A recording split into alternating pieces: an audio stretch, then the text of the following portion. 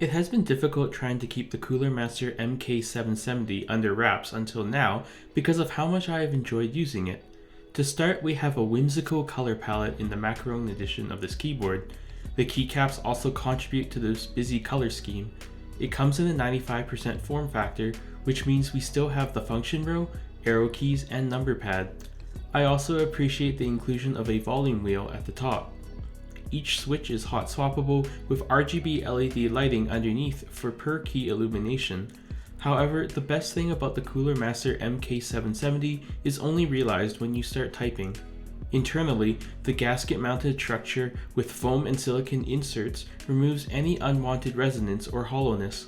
Combined with a plastic backplate, the result is satisfying in both feel and sound.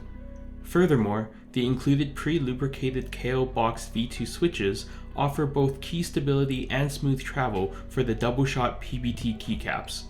Cooler Master's Master Plus software gives users many options to modify, but it could be improved for proper font scaling.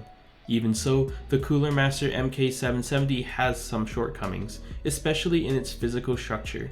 The softer construction means this keyboard and enclosure easily flex under pressure. The lack of a wrist rest is unfortunate, while the battery life on the MK770 is below average. Finally, the lack of indicator lights with the backlight turned off is easily fixable. At the time of the review, the Cooler Master MK770 launches at a price of $120.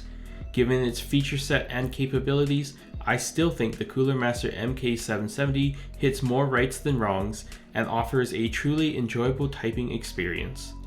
I'd love to hear what you think of this mechanical keyboard in the comments down below.